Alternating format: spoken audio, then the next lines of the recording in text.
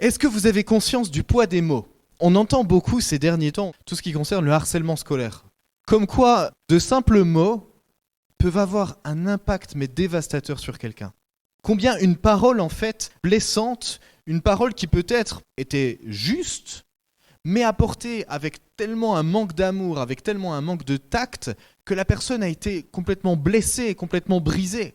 Le poids des mots existe réellement, il y a vraiment une importance là-dessus. Dans Hébreux chapitre 4 verset 12, il est dit « En effet, la parole de Dieu est vivante et efficace, plus tranchante qu'une épée à 2 tranchants, pénétrante jusqu'à séparer âme et esprit, jointure et moelle. Elle juge les sentiments et les pensées du cœur. » Si la parole d'un homme peut avoir un impact, la parole de Dieu a d'autant plus un impact et encore plus un impact. La différence entre la parole d'un homme et la parole de Dieu, c'est que la parole de Dieu donne la vie pour celui qui l'accepte.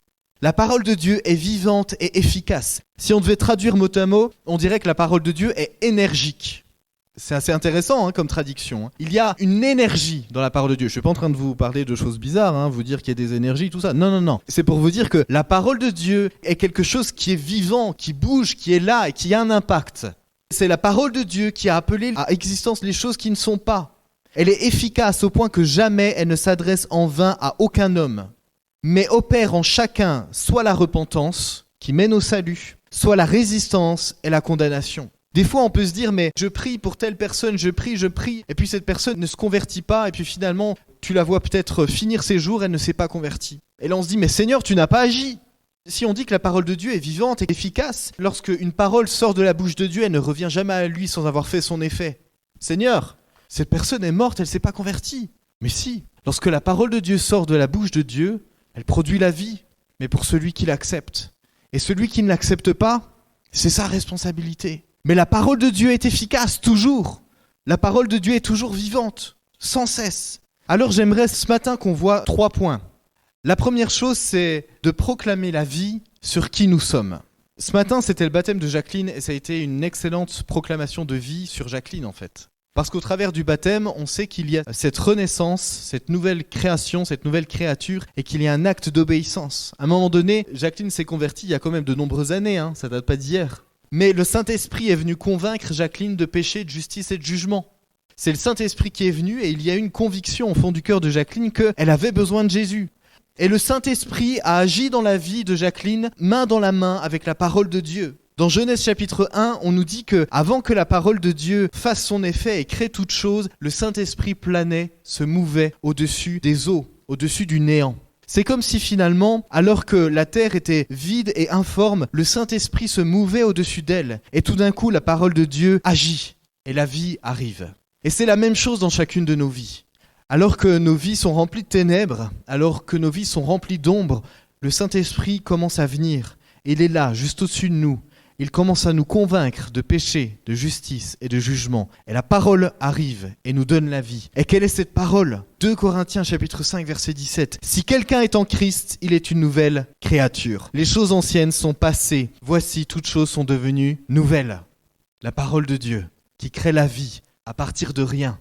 Tu peux être dans les ténèbres les plus noires. Tu peux connaître des ombres affreuses. La parole de Dieu vient, elle crée la vie. La parole de Dieu a cette capacité de créer en toi quelque chose de complètement nouveau. Peu importe ce qui s'est passé avant, il y a quelque chose de complètement nouveau qui vient. Tu as une nouvelle identité. Tu n'as plus l'obligation d'être comme tu étais avant. Tu es libéré de tout ça parce que tu es une nouvelle créature. Tu peux être transformé. Ton ancien toi est mort et tu es devenu quelqu'un de tout à fait nouveau. Colossiens chapitre 2 verset 12. Ayant été ensevelis avec lui par le baptême, vous êtes aussi ressuscités en lui et avec lui, par la foi en la puissance de Dieu qu'il a ressuscité des morts. Le commentateur Matthew Henry dit la chose suivante. La puissance divine de résurrection et de vie, par laquelle Jésus-Christ est sorti du tombeau, vous vous rendez compte un peu de la puissance de Dieu pour sortir quelqu'un du tombeau ? Vous vous rendez compte de ça, de la puissance qu'il faut ? Eh bien, cette puissance-là est la même qui tire un pécheur de la mort spirituelle en le faisant demeurer dans la communion vivante avec Jésus. Et qui, au dernier jour, lui assurera la vie et la perfection éternelle. Dans tous ses sens, Christ est pour nous la résurrection et la vie. Dieu est pour nous la résurrection et la vie. Et l'apôtre Paul va encore plus loin dans la description de cette nouvelle identité que tu as. Éphésiens chapitre 2 verset 6. « Mais Dieu est riche en compassion, à cause du grand amour dont il nous a aimés, nous qui étions morts à cause de nos fautes. Il nous a rendus à la vie avec Christ. C'est par grâce que vous êtes sauvés. Il nous a ressuscités et fait asseoir avec lui dans les lieux célestes. » Et nous a fait asseoir avec lui dans les lieux célestes. Est-ce que vous vous rendez compte ? Cette phrase est au présent. Il y a un mystère spirituel extraordinaire, c'est qu'en cet instant, nous sommes assis avec Jésus dans les lieux célestes. Lorsque cette expression « être assis dans les lieux célestes »,« être assis auprès de Jésus », cette expression, elle est droitement empruntée au vocabulaire du Moyen-Âge par exemple, où vous aviez le roi qui faisait un banquet et il y avait des places d'honneur à côté du roi, en la présence du roi. C'est exactement la même chose. Lorsque Paul dit que nous sommes assis dans les lieux célestes avec Christ, il est en train de dire, mais vous êtes dans la présence du grand roi. Vous avez eu cet honneur-là. Et en cet instant, vous l'êtes. Vous êtes assis dans la présence de Dieu. C'est extraordinaire. Et c'est un grand mystère. Mais ça veut dire que si tu es en présence du grand roi, en cet instant, si tu es assis dans les lieux célestes, alors ça veut dire que tu as des droits. Ça veut dire que tu as des privilèges que d'autres n'ont pas. Mais toi, tu as ce privilège-là en tant qu'enfant de Dieu. Tu es dans cette présence continuelle du grand roi. Alors pourquoi est-ce qu'il m'arrive parfois de ne pas vivre pleinement mon identité ? Pourquoi cette proclamation de vie qui vient de la parole de Dieu, des fois je ne la vis pas complètement ? Qu'est-ce qui se passe ? Dans Jacques chapitre 1, versets 21 jusqu'à 25. C'est pourquoi rejetez toute souillure et tout débordement dû à la méchanceté. Et accueillez avec douceur la parole qui a été plantée en vous et qui peut sauver votre âme. Mettez en pratique la parole et ne vous contentez pas de l'écouter en vous trompant vous-même par de faux raisonnements. En effet, si quelqu'un écoute la parole et ne la met pas en pratique, il ressemble à un homme qui regarde son visage dans le miroir et qui, après s'être observé, s'en va et oublie comment il était. Mais celui qui a plongé le regard dans la loi parfaite, la loi de la liberté, et qui a persévéré, et qui n'a pas oublié ce qu'il a entendu, mais qui se met au travail, celui-là sera heureux dans son activité. Est-ce que vous vous imaginez un instant, mesdames, vous vous regardez dans le miroir le matin, je fais un gros stéréotype, c'est pas grave. Vous regardez dans le miroir le matin, vous vous maquillez, et puis vous partez, puis vous vous dites, est-ce que je me suis maquillé ? Puis vous revenez, ah oui c'est bon, et puis vous repartez, est-ce que je me suis maquillé ? Ah oui c'est bon. Je me poserai des questions. Je dirais, il faut peut-être que tu ailles voir le médecin, il y a peut-être un souci, quoi. Messieurs, quand vous admirez vos muscles dans le miroir, imaginez, vous vous admirez, là vous dites, ah, qu'est-ce que je suis beau, qu'est-ce que c'est bien, cette tablette de chocolat. Bon, il y en a certains, c'est devenu de la mousse, hein. Voilà, vous admirez, et puis vous dites, mince, est-ce que c'était une tablette ou est-ce que c'était une mousse ? Et puis vous revenez, ah, c'est bon, c'est une tablette. Non mais, ça serait bizarre. Mais c'est la même chose avec notre identité. Il faut à un moment donné que la parole de Dieu fasse son plein effet dans notre cœur et dans nos vies. Il faut que j'accueille la parole de Dieu. Lorsque je la lis, lorsque je l'entends, il faut que je l'accueille. Première étape, je dois accueillir cette parole. Si tu es dans un état d'esprit où tu n'as pas envie d'entendre la parole de Dieu, ça n'aura aucun impact. Aucun. Mais si tu es dans cet état d'esprit où tu veux réellement accueillir la parole de Dieu, alors ton cœur est ouvert. Première chose. Et lorsqu'elle vient, la parole de Dieu, elle vient en confrontation avec quelque chose en toi. Ça s'appelle la chair. Elle vient sans cesse en confrontation avec ça. Et ça n'est pas agréable. Ça n'est pas agréable, mais ça crée la vie. Et ensuite, est-ce que c'est juste que j'entends la parole de Dieu, c'est pas agréable, oh, ça me fait pas du bien, et puis j'en reste là ? Non, c'est qu'à un moment donné, je mets en pratique ce que j'entends. Et qu'est-ce que ça veut dire mettre en pratique ? Ce verset nous dit « Plongez les regards dans la parole de Dieu et persévérer ». Plongez les regards, c'est-à-dire être centré dessus, et persévérer, c'est-à-dire travailler. Tu sais que tu galères avec quelque chose. Tu sais que tu as du mal. La parole de Dieu te dit que tu es libre du péché. Libre. Par rapport au péché, tu es mort. Il n'a aucun impact sur toi, rien. Tu sais que tu galères avec un péché dans ta vie. Tu sais que tu as du mal. Qui décides-tu de croire ? La parole de Dieu, qui te dit que tu es libre, que le péché n'a plus aucune influence sur toi ? Ou bien toi, qui dis, non, mais c'est pas ce que je vis. Tu dois croire la parole de Dieu. Et ce qui veut dire qu'à un moment donné, tu dois la mettre en pratique. Et ça veut dire que tu dois persévérer.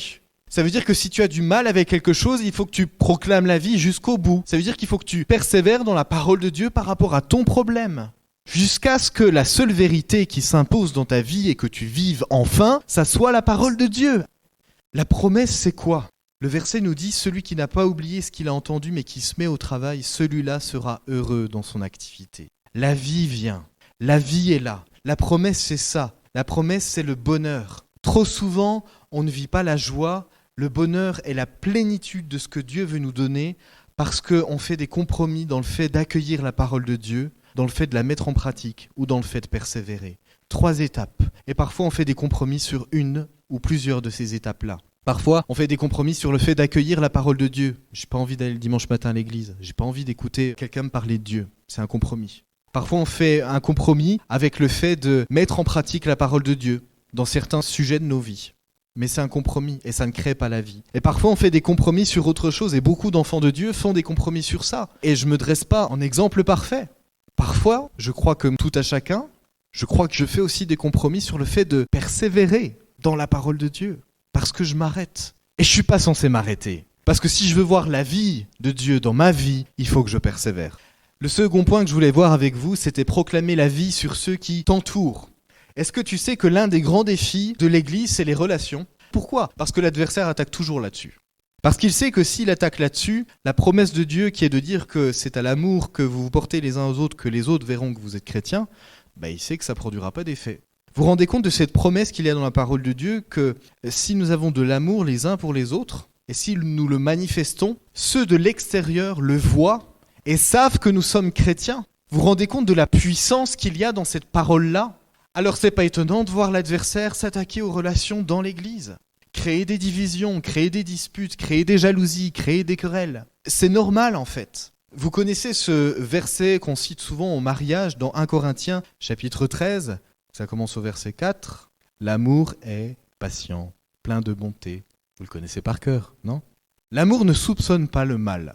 Moi j'aime bien parce que des fois, quelqu'un a déjà eu des soucis avec son frère ou sa sœur dans l'église. Moi j'en ai déjà eu personnellement, ça m'est arrivé. Et puis des fois je discute avec mon épouse et puis on discute de ça et puis je dis mais écoute, l'amour ne soupçonne pas le mal. Donc à un moment donné, je veux pas croire que mon frère ou ma sœur fait quelque chose contre moi parce qu'il veut faire quelque chose contre moi. L'amour ne soupçonne pas le mal. Qu'est-ce que tu proclames dans tes relations avec tes frères et sœurs ? Qu'est-ce que tu proclames ? Qu'est-ce que tu vis avec eux ? Dans Luc chapitre 6, versets 42 à 45, comment peux-tu dire à ton frère « Frère, laisse-moi enlever la paille qui est dans ton œil, toi qui ne vois pas la poutre qui est dans le tien. » Hypocrite, enlève d'abord la poutre de ton œil et alors tu verras clair pour retirer la paille qui est dans l'œil de ton frère. Un bon arbre ne porte pas de mauvais fruits, ni un mauvais arbre de bons fruits. En effet, chaque arbre se reconnaît à son fruit. On ne cueille pas des figues sur des ronces et on ne vendange pas des raisins sur des ronces. L'homme bon tire de bonnes choses du bon trésor de son cœur. Et celui qui est mauvais tire de mauvaises choses du mauvais trésor de son cœur. En effet, sa bouche exprime ce dont son cœur est plein. Ce passage est très intéressant parce que dans la plupart des Bibles, il est séparé en deux. Vous avez tout ce qui concerne, tu ne vois pas la poutre qui est dans ton œil et tu essayes d'enlever la paille dans l'œil de ton frère. Tout ce passage-là est séparé dans la partie du dessus. Et quand on commence à dire « un bon arbre ne porte pas de fruits », vous avez un petit titre et vous avez une autre partie. Ce qui fait que très souvent, on ne les relie pas ensemble. Or, c'est la même chose, c'est le même passage. Ce qui veut dire la chose suivante, c'est que si tu commences à critiquer ton frère, à critiquer ta sœur, sans déjà faire attention à toi-même, à ton propre cœur, à ta propre vie, eh bien la comparaison qui est faite après, c'est « es-tu un bon arbre ou un mauvais arbre ?» Parce que si tu fais ça, tu portes de mauvais fruits. Et si tu portes de mauvais fruits, tu n'es pas un bon arbre. C'est dur, hein ? Mais c'est la même chose. Ça nous trompe parce qu'il y a un petit titre qui sépare les deux. Mais c'est le même passage. Alors de quoi ton cœur est plein, pour ton frère et pour ta sœur ? Réfléchis un instant aux paroles qui sortent de ta bouche lorsque tu parles à ton frère, lorsque tu parles à ta sœur, ou alors lorsque tu parles de ton frère, ou lorsque tu parles de ta sœur. De quoi ton cœur est plein ? Est-ce que les paroles qui sortent de ta bouche procurent la vie à ceux qui t'entourent ? Ou est-ce qu'elles sont composées strictement de critiques, de jugements, de paroles négatives ? De quoi ton cœur est plein ? Éphésiens chapitre 4, versets 22 à 32. Qu'aucune parole malsaine ne sorte de votre bouche, mais seulement de bonnes paroles, qui, en fonction des besoins, servent à l'édification et transmettent une grâce à ceux qui les entendent. N'attristez pas le Saint-Esprit de Dieu, par lequel vous avez été marqués d'une empreinte pour le jour de la libération. Que toute amertume, toute fureur, toute colère, tout éclat vous quitte. Tes paroles peuvent attrister le Saint-Esprit. Pourquoi ? Parce qu'elles sont contraires à celui qui habite en toi. Tes paroles sont contraires à celui qui habite en toi. Celui qui habite en toi, le Saint-Esprit, sa nature même, son objectif même est de proclamer la vie et de créer la vie là où il n'y en a pas. En toi et chez les autres. Alors si tes paroles ne créent pas la vie, elles sont contraires à sa nature. Elles l'attristent. Elles le rendent triste. Parce que c'est pas conforme à ce qu'il veut. Est-ce que ça veut dire qu'il ne faudrait toujours avoir que des paroles agréables à entendre pour les autres ? Est-ce que ça veut dire à un moment donné qu'on ne peut plus reprendre quelqu'un, on ne peut plus lui dire la vérité et ce qui s'impose de dire ? Non, c'est pas ça. Si ta motivation est l'amour, alors je crois que c'est quelque chose de bon. Et si la parole est donnée avec amour, je crois que c'est quelque chose de bon. Parce que le Seigneur agit de la même chose avec toi et avec moi. Tu t'es déjà fait corriger par le Seigneur ? Ça fait pas du bien, hein ? Mais c'est quoi le but ? C'est que ça crée la vie. Et il le fait toujours avec amour. Mon troisième point, proclame la vie, cette fois-ci, sur l'Église en tant que telle. Ton Église locale et l'Église avec un grand E. Qu'est-ce que tu proclames sur l'Église à laquelle tu appartiens ? C'est important de se poser cette question parce que l'Église a une valeur toute particulière pour Dieu. Dans Éphésiens chapitre 5, versets 25 à 27, il est dit « Jésus s'est donné lui-même pour l'Église, afin de la conduire à la sainteté, après l'avoir purifiée et lavée par l'eau de la parole, pour faire paraître devant lui cette Église glorieuse, sans tache, ni ride, ni rien de semblable, mais sainte et irréprochable. » Dans Actes chapitre 20, verset 28, « Prenez donc garde à vous-même » et là le verset est adressé aux bergers, aux anciens, aux pasteurs. « Prenez donc garde à vous-même et à tout le troupeau sur lequel le Saint-Esprit vous a établi pasteur, pour paître l'Église du Seigneur qu'il s'est acquise par son propre sang. » L'Église a une valeur toute particulière pour Jésus. Jésus aime l'Église. La Bible est une histoire d'amour entre Dieu et l'Église, parce que c'est Jésus qui construit son Église. C'est Jésus qui la conduit. Et c'est Jésus qui veut la conduire comme étant cette Église sainte, irrépréhensible, irréprochable devant lui. Il veut qu'elle soit comme ça. Alors, il fait tout pour qu'elle le soit. Chaque Église a ses qualités et chaque Église a ses défis. Notre Église aussi a ses qualités, notre Église a ses défis. Mais qu'est-ce que tu dis à son propos ?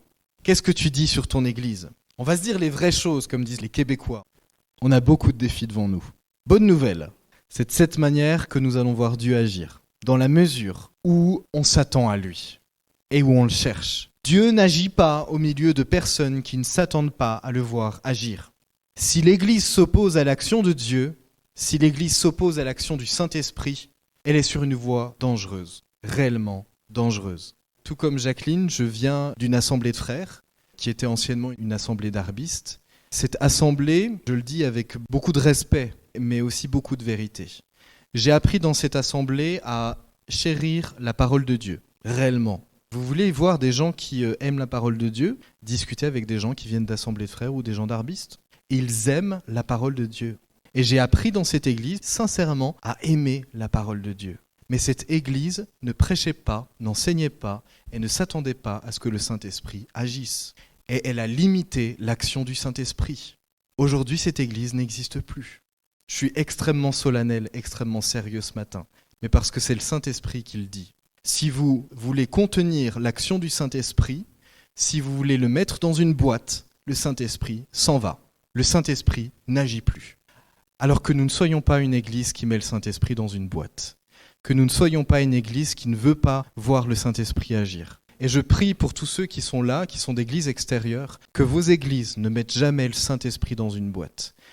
Et que vos églises s'attendent à voir le Saint-Esprit agir, comme il a agi du temps de Jésus et comme il a agi du temps des apôtres. Il n'y a pas une once de variation, pas iota d'un changement dans la parole de Dieu, pas un iota. Quelle est ta réaction face aux défis de ton église ? Est-ce que tu fais partie de ceux qui voient le verre à moitié vide ou le verre à moitié plein ? Vous avez des gens qui ont cette propension à finalement voir le verre toujours à moitié vide, sans cesse voir les défauts, sans cesse voir les défis, mais ça n'encourage en rien. Voir sans cesse le verre à moitié vide, tu peux me le dire 100 fois de suite, qu'est-ce que tu veux que je te dise ? Oui, il est à moitié vide, mais peut-être qu'aussi il est à moitié plein en fait. Et puis peut-être que l'eau, elle va arriver. Et peut-être qu'en fait, il faut tout qu'on fasse pour que le verre, il soit plus jamais à moitié vide, qu'il soit plus jamais à moitié plein, mais qui déborde. Amen. Mais je crois vraiment qu'on doit apprendre à voir l'Église comme Dieu la voit et prier pour qu'elle devienne ce que le Seigneur veut qu'elle soit. Le pays de Montbéliard a besoin d'églises qui sont ce qu'elles doivent être sous le regard de Dieu. sous le regard du Seigneur, avec l'action du Saint-Esprit. Je vous en ai jamais parlé. Avant d'arriver dans cette église-là, j'ai eu un songe. Je vous le raconte pas en détail parce que c'est entre moi et Dieu. Mais ce que je peux en tirer de ce songe-là, je sais qu'un réveil vient. Je sais qu'un réveil du Saint-Esprit vient dans le pays de Montbéliard. Mais pour ça, à un moment donné, il faut proclamer la vie. Il faut proclamer la vie. Il faut que chaque église du pays de Montbéliard proclame la vie et s'attende à voir la vie de Dieu se manifester au travers elle. Il faut qu'on se saisisse de la prière qui peut faire bouger la main de Dieu. La prière fait bouger la main de Dieu. Je vais conclure ce matin. Qu'il s'agisse de proclamer la vie sur qui tu es, sur ton identité. Qu'il s'agisse de proclamer la vie sur ceux qui t'entourent, tes frères et sœurs. Ou qu'il s'agisse de proclamer la vie sur ton église, 2 choses me semblent nécessaires. La première, c'est la foi dans la parole de Dieu. Croire indéniablement que ce que dit la parole de Dieu est vrai. Que ça vaut pour aujourd'hui, que ça n'a pas changé. Rien n'a changé. Ça, c'est la foi en la parole de Dieu. Et c'est ce genre de foi-là qui peut déplacer les montagnes. Pas une autre. C'est cette foi-là qui déplace les montagnes. Dis quelque chose à un enfant, il te croit sur parole. C'est pour ça que très souvent on dit que la foi d'un enfant peut être extrêmement puissante. Vous avez déjà entendu ce témoignage où il y a une réunion de prière prévue dans une église. Les gens se réunissent pour qu'il pleuve parce qu'ils connaissaient une grande sécheresse. Et puis des parents y vont avec un enfant. Imaginez la scène. Un soleil mais assourdissant, une sécheresse pas possible, et les parents sortent avec l'enfant pour aller à la réunion de prière, et l'enfant prend un parapluie. Et le père se tourne vers l'enfant et dit « Mais qu'est-ce que tu fais ?»« On va prier pour qu'il pleuve. » Mais la logique de vous et moi aurait été de nous retourner vers l'enfant et dire « Mais cache-moi ça, on va se moquer de nous. Arrête. Au pire, prends une ombrelle, mais pas un parapluie. » Mais l'enfant croit. À un moment donné, on lui a dit « On va prier pour qu'il pleuve. » Il croit. Mon Dieu est puissant. Il va pleuvoir. Alors la foi dans la parole de Dieu, cette foi simple, inutile de compliquer les choses, mais de croire que tout ce qui est écrit est vrai, est véritable et va s'accomplir.